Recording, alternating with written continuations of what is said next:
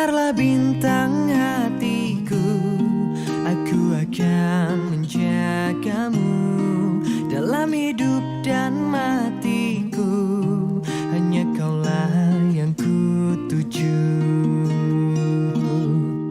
Dan teringat janjiku padamu, suatu hari pasti akan ku tepati. Aku akan menjagamu semampu dan sebisaku, walau ku tahu ragamu tak utuh. Ku terima kekuranganmu dan ku tak akan mengeluh, karena bagiku engkaulah nyawaku. Dengarlah bintang hatiku, aku akan menjagamu dalam hidup dan matiku. Hanya kaulah yang ku tuju. Dan teringat janjiku padamu, suatu hari pasti akan ku tepati. Aku akan menjagamu semampu dan sebisaku, walau ku tahu ragamu tak utuh. Ku terima kekuranganmu. Itu ada satu perkongsian yang menyentuh, meruntun hati kita, yang juga menyedarkan kita betapa bahawa COVID-19 ini cukup berbahaya, dan seperti mana anak-anak kecil, insan-insan kecil yang tidak berdosa memerlukan juga kekuatan dan juga kasih sayang daripada kita. Penonton, tumpukan perhatian anda kerana kami akan bawakan dua tetamu hebat yang mana bertukus lumus berkorban demi menjaga kita semua dalam keadaan pandemik ini. Tetamu kita yang pertama, kami bawakan Dr. D. Yusrina Bakin, pakar perunding Jabatan Obstetrik dan Ginekologi Hospital Sungai Buloh.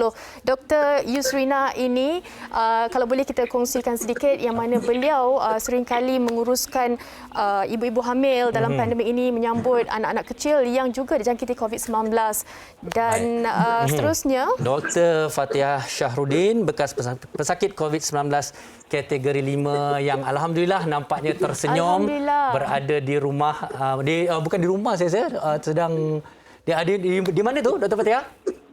Saya di rumah. Di rumah, alhamdulillah. Okey, sebelum kita meneruskan lagi perbualan kita bersama dengan para tetamu kita, apa kata terlebih dahulu untuk terus memperjelas dan memperincikan apa yang kami akan bincangkan, kita kongsikan terlebih dahulu laporan ini. Kita saksikan. Silakan. Krisis global akibat penularan wabak COVID-19 sememangnya memberikan impak besar kepada masyarakat dunia dan memberi kesan yang buruk terhadap negara. Pandemik ini bukan sahaja memberi kesan terhadap ekonomi dan sosial, tetapi turut memberi impak yang sangat besar terhadap kesihatan seseorang. Tidak terkecuali wanita hamil yang berada dalam situasi mudah terdedah kepada bahaya. Menurut Pusat Kawalan dan Pencegahan Penyakit CDC, wanita hamil merupakan golongan yang mempunyai risiko mendapat komplikasi yang lebih teruk jika dijangkiti COVID-19 berbanding yang lain. Dalam sebuah kajian terbitan Jurnal Perubatan JAMA Pediatrics turut mendapati wanita yang dijangkiti COVID-19 lebih berisiko untuk meninggal dunia, melahirkan bayi pramatang dan mengalami preeclampsia.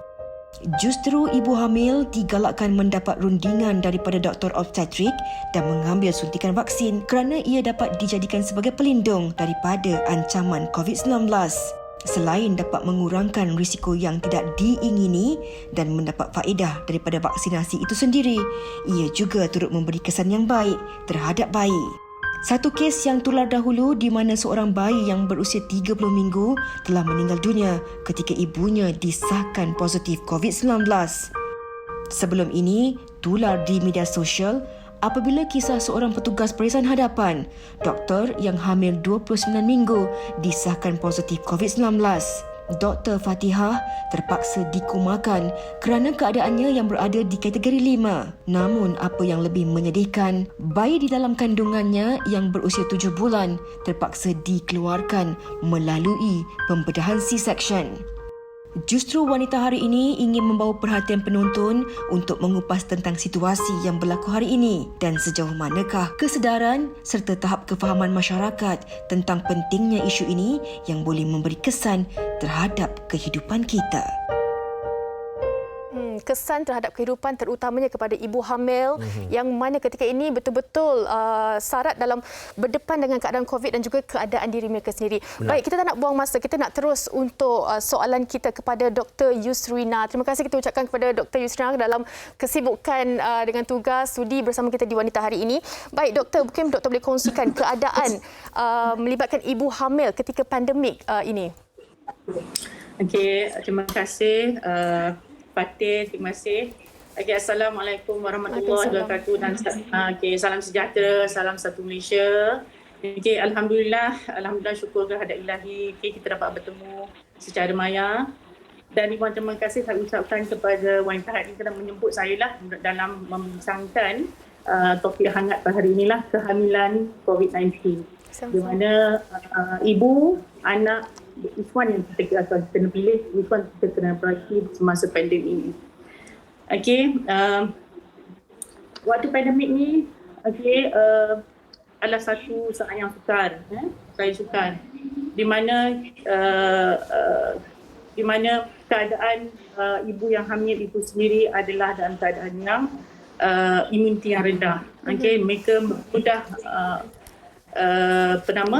mendapat jangkitan kuman, especially pada trimester kedua dan ketiga. Okay. Untuk pengetahuan IT umum, kita dah tahu Sungai Buloh ni merupakan satu hospital yang fully COVID. Okay.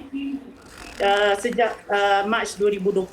Okay. Jadi ibu-ibu pada masa keadaan pada phase pertama, gelombang yang pertama, kedua, tak ramai ibu yang mendapat jangkitan COVID-19 dan pada itu kategori yang diorang hadapi pada kategori 1 dan kedua kebanyakan mereka.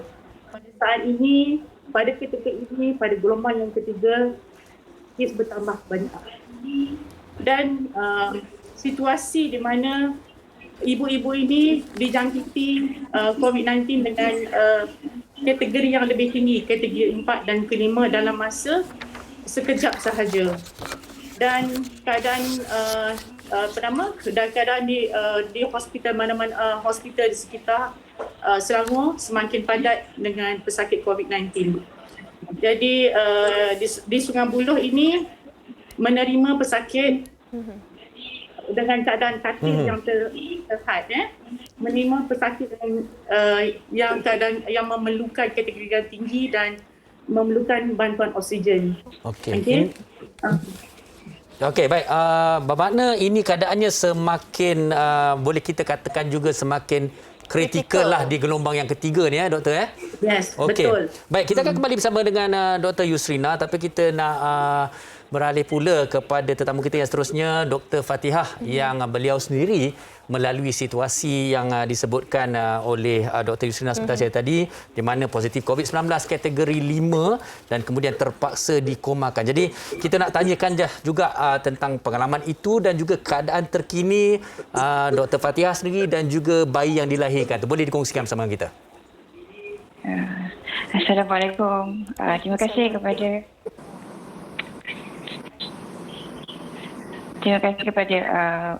WHI kerana hari ini menginterview saya lah. Sekarang suami keadaan sekarang makin membaik. Alhamdulillah. Terima kasih kepada semua yang mendoakan saya lah semasa saya dikomakan. So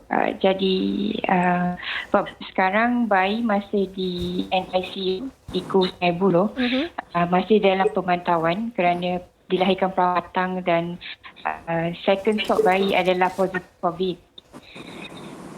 Berat terkini bayi masih bawah 1.5 kilo, jadi mereka masih bawa observation di NICU lah. Jadi pengalaman untuk COVID-19, pengalaman masa dijangkiti COVID-19. Bagi saya itu adalah pengalaman yang pengalaman yang tak dapat dilupakan, satu. Kedua, for me it's a bad experience. Because previously we are healthy young lady.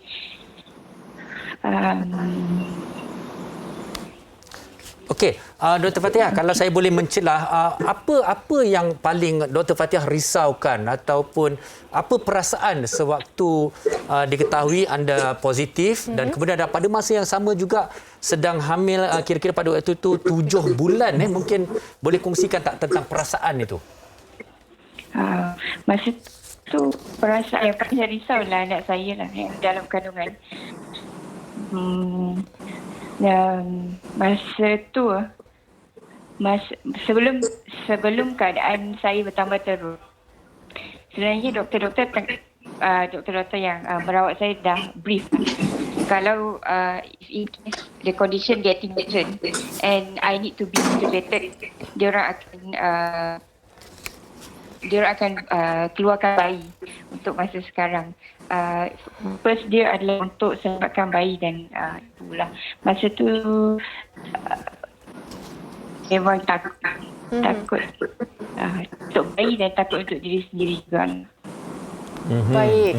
Okey, sebelum kita teruskan dengan Dr. Fatihah, saya nak bertanyakan kepada Dr. Yusrina. Doktor, apa sebenarnya yang diambil kira sebelum sesuatu keputusan untuk melahirkan tu dilakukan, doktor? Merujuk pada apa yang dikongsikan Dr. Fatihah. Ya. Kalau ikut apa yang kami apa yang berlaku pada tahap sekarang ini, okey, kebanyakan kes-kes ibu mengandung yang saya kata tadi yang ramai dia more immunity dia rendah pada trimester kedua dan ke atas, okey.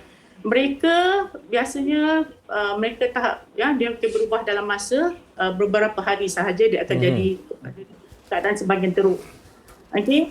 Bila mereka datang dengan jalan semua happy, cakap saya doktor apa khabar, tapi dalam masa beberapa hari keadaan mereka boleh merundum, oksigen semakin teruk dan memerlukan bantuan pernafasan. Okay? Daripada oksigen dari hidung, mulut, keadaan jadi teruk, terus kita terus diintubasi dan disambungkan ke mesin. Okay?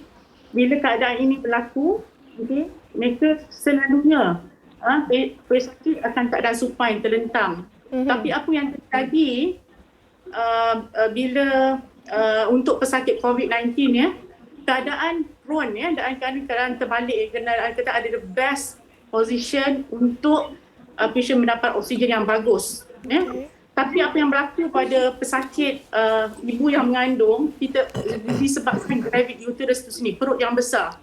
Jadi ruang pernafasan mereka adalah terhad. Bila ruang pernafasan terhad, diberi bantuan pernafasan, dia tidak mencukupi. Pada keadaan kritikal macam ini, beginilah kita kena buat keputusan. Sama ada kita mesti selamatkan ibu. So, kita kena decide untuk keluarkan bayi-bayi yang matang dan pramatang. Kita tahu keadaan ini macam kita rasa sedih. Kita rasa sedih, apatah lagi ibu, apatah lagi suami, keluarga kat rumah bila dia tahu you pramatang tak cukup bulan tapi kena operasi demi menyelamatkan ibu. Kami ada pilihan lain. Pilihan lain. Nyawa emak dah diutamakan pada waktu ini. Okey, doktor, apakah risikonya kalau keputusan seperti ini yang harus dibuat kepada ibu dan juga kepada bayi dalam kandungan tu? Okey.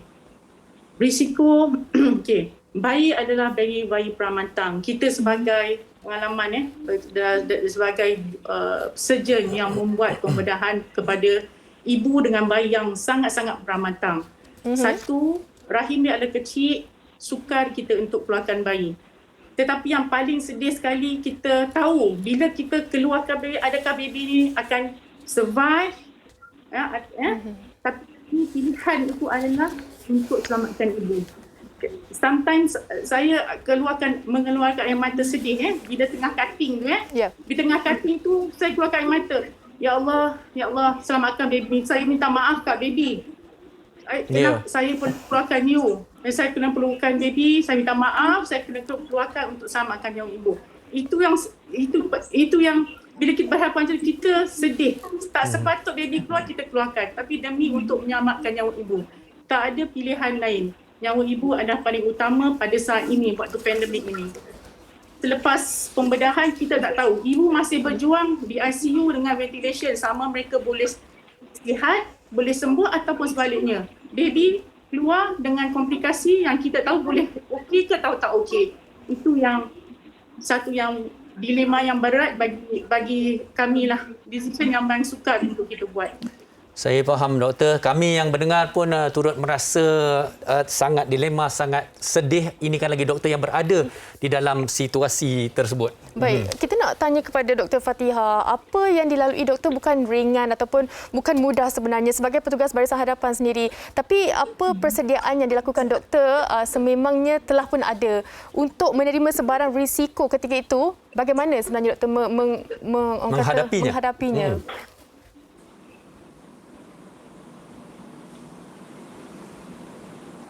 Risiko untuk dapat COVID maksudnya. Risiko sebarang ke barang kalian. Tentang mungkin apa yang berlaku kepada Dr. Fathiha sendiri, apa yang bakal berlaku kepada bayi yang bakal dilahirkan. Sebenarnya sebelum ni WHO mengatakan bahawa tiada menyatakan bahawa vaksin adalah selamat untuk ibu mengandung. Masa saya berinjak kepada third trimester, WHO punya guideline berubah. Maksudnya vaksin dah selamat digunakan untuk pregnancy lady. Jadi during my 29 week, masa saya mengandung 29 minggu, actually 27 minggu, saya telah mendapat vaksin untuk yang first dose punya. Alhamdulillah. Jadinya kita bekerja sebagai frontliner. Memang kita mematuhi SOP. Di hospital sendiri kita memang pakai PPE, pakai mask, pakai face shield untuk melindungi diri sendiri. Tetapi for me, keadaan semakin pandemik ni semakin merisaukan dan meneruk. Jadi risiko untuk dijangkiti itu memang tinggi lah. Bagi saya tak sangka saya dijangkiti COVID-19 sebenarnya. Sebab kita jaga kita punya ni kan, kita jaga kita punya diri sendiri, tapi at the end of the day kita dijangkiti juga. Tapi Dr. Fathiha, kami di Wanita Ilmiah, saya kira masyarakat juga sebenarnya sangat-sangat menghargai. Ini adalah antara pengorbanan dan risiko yang diambil oleh para petugas barisan hadapan. Inilah antara bukti pengorbanan seorang doktor yang juga seorang ibu sebenarnya. Okey, Dr. Fathiha, mungkin kita nak tambah sikit. Mungkin keadaan Dr. Fathiha sendiri sebelum dan dalam tempoh pemulihan ni, sebelum dikomakan tempoh hari dan dalam tempoh pemulihan ni. Boleh dikongsikan bersama dengan kita? Sebelum dikomakan memang keadaan tu memang teruk lah. Masa tu memang rasa susah nak bernafas, sakit dada. Memang rasa tu betul-betul rasa macam aku macam dah nak mati. Ini sangat teruk lah. Tapi lepas extubated, maksudnya lepas dikeluarkan tube dan sekarang dalam masa recovering ni, actually my condition semakin baik. Cumanya ada sikit-sikit lagi symptom cepat letih macam tu ada. Baik, okey. Dr. Fathiha dah habis ke? Okey, baik, kita terus dengan Dr. Yusrina. Doktor, kalau kita tahu dalam keadaan pandemik sekarang ini, ibu hamil telah pun dibenarkan untuk mengambil vaksin. Tetapi ada juga dalam kalangan ibu hamil yang masih lagi rasa takut, masih lagi rasa was-was untuk mendapatkan vaksin. Mungkin saranan daripada doktor sendiri untuk mereka memudahkan proses melahirkan dan sebagainya. Okey, vaccines yang adalah I think benda yang patut kita bersyukur sebab kita kerana ia akan menghindari kita daripada jangkitan COVID-19. Kalau if let's say kita dapat infection, hopefully kita dapat pada kategori 1 dan 2 ya. Vaksin-vaksin yang KKM sarankan, Sinovac, AZ, AstraZeneca, Pfizer, 3 of them adalah selamat. Okay, selamat untuk ibu dan juga selamat untuk bayi yang dikandung. Okay, kita sarankan untuk ambil dia dalam 14 weeks and above lah, di mana selepas proses pembesaran bayi lah. Kalau boleh elakkan pada first trimester sebab masa tu ada proses organogenesis, masuk proses pembentukan bayi. Okey? Baik. Doktor, saya juga nak tanyalah, kita kembali kepada soalan asas lah. Adakah sebenarnya ibu mengandung ni tergolong dalam golongan yang berisiko tinggi untuk mendapat COVID-19 dan adakah kesannya memang akan ada kesan langsung kepada bayi dalam kandungan ataupun mungkin ada situasi tidak ada sebarang kemungkinan dijangkiti kepada bayi, anak dalam kandungan tu? Okey.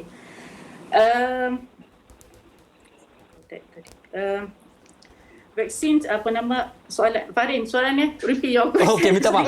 Maksudnya secara asasnya adakah golongan ibu yang hamil ini kan? Okey, silakan. Golongan seperti yang saya katakan tadi, golongan ibu mengandung mempunyai imuniti yang rendah. Okey, group first, second trimester and third trimester is group yang imunitinya semakin rendah. Jadi this group more susceptible, lebih mudah dijangkiti oleh kuman. Okay? Jadi pada grup inilah yang kita kita fokuskan untuk divaksinasikan. Okay? Untuk mengelakkan mereka mendapat jangkitan pada kandungan apabila matang nantilah pada masa term pregnancy. Itu yang kita harapkan apabila kita berurusan dengan pesakit apabila proses melahirkan, dia patient protected, orang yang menjalankan proses kelahiran itu pun protected. Itu yang kita harapkanlah. Baik. Okey, Dr. Fatihah, saya nak tanya kepada Dr. Fatihah. Sekarang ini bayi masih lagi berada di NICU kan? Bagaimana sebenarnya kekuatan ataupun sumber kekuatan yang doktor dapat untuk terus kuat dan terus menjalani kehidupan seperti biasa berjauhan dengan bayi? Sumber kekuatan tu sebenarnya dapat daripada family lah, banyaknya. Family, kawan-kawan yang sentiasa bagi kita support lah. Semenjak keluar daripada hospital memang orang tanya khabar tak putus-putus.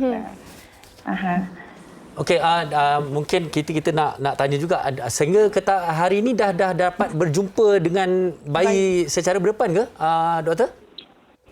Sekali. Sebelum saya discharge keluar tu, dia orang bagi tengok sekali lah bayi. Because sebenarnya bayi tu positif COVID as well. So yang second swab, jadinya mereka tak bagi kita berdepan dengan bayi lah macam tu. Okey, untuk kita mendapat pemahaman yang lebih juga kan, kalau bayi yang dilahirkan positif COVID-19 ni, bagaimana mereka menguruskannya? Itu mungkin ramai orang yang nak tahu dan tak ada pengalaman tu. Penyusuan dan sebagainya. Ya, penyusuan dan sebagainya. So, bayi saya pramatang, jadi dia susu tiup. Selalunya kita akan, saya dan husband akan hantar susu ke Sungai Buloh seminggu sekali. Jadi pihak aku, dia akan update regarding bayi punya condition every day. Jadi tak adalah risau sangat dekat, kita tak risau dan tak fikir sangat pasal bayi kan, sebab dia update kita setiap hari mengenai bayi. Okey, baik.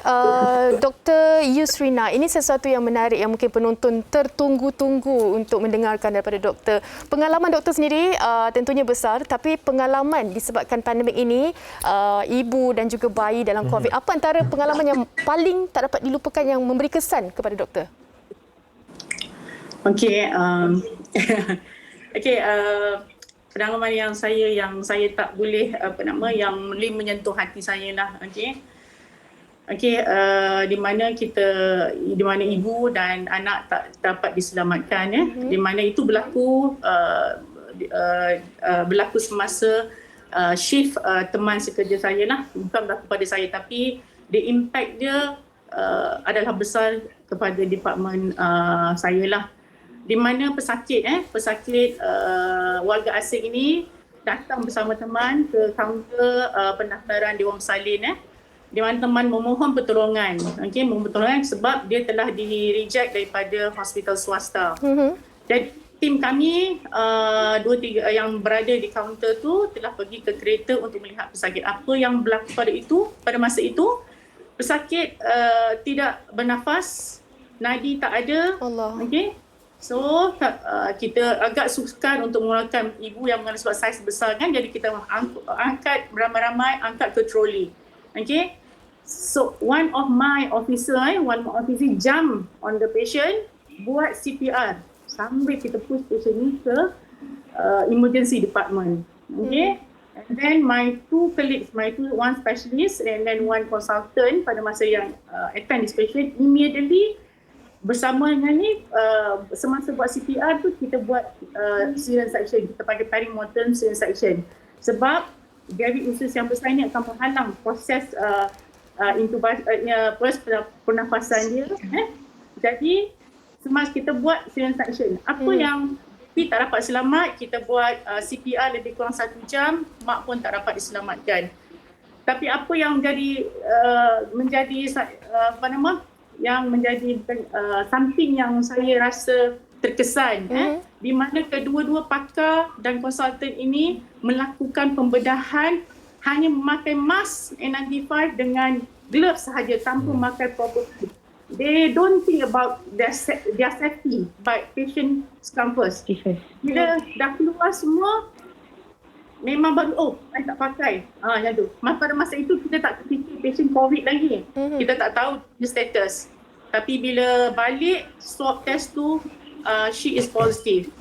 Tapi Alhamdulillah, my two colleagues ni dah vaksin. Alhamdulillah, both of them negatif dan sihat dah. Tapi apa yang saya terkesan adalah mereka tak memikirkan keselamatan diri dulu. Tapi apa yang penting, selamatkan nyawa pasien dulu. Itu yang berlaku lah. Dr. Yusrina, sebenarnya perkongsian daripada Dr. Yusrina ini sangat-sangat kita hargai kerana saya pasti sehingga ke hari ini pun masih ramai lagi yang belum sedar setahap manakah tingginya pengorbanan pengamal undang-undang dan juga para petugas Barisan Harapan. Contohnya seperti ini yang terus berpegang pada ikrar sebagai seorang pengamal undang-undang. Kita ucapkan terima kasih kepada Dr. Yusrina. Okey, mungkin kepada Dr. Fatihah. Okey, kalau kita lihatlah sehingga ke hari ini bagaimanakah orang kata situasi keluarga. Dikabarkan tempoh hari kalau bagi mereka yang tahu hampir keseluruhan keluarga doktor memang positif COVID-19 ya. Jadi bagaimana keadaannya sekarang dan terus sekeluarga ini nak pulih daripada situasi ini? Sekarang semua keluarga saya yang dijangkiti COVID-19 semakin baiklah keadaannya. Sekarang ni memang menjalani kehidupan seperti biasa. Okey. Tak ada apa dah lah.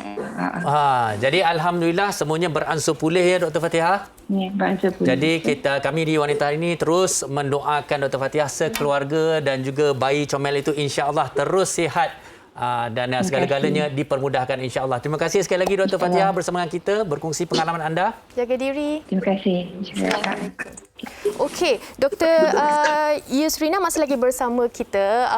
Di penghujung ini Doktor, mungkin Doktor boleh kongsikan kepada mereka ibu yang baru mendiri rumah tangga, hamil ataupun merancang kehamilan, apa agaknya saranan Doktor dalam keadaan kita pandemik ini? Okey, untuk couple yang plan to get pregnant, advisable lah completekan vaksin 2 dos dulu. Completekan vaksin 2 dos, lepas tu try to conceive as soon as possible. Dia tak ada limitation sebulan lepas baru boleh conceive, tak. Once dah complete, you can get pregnant as soon as possible.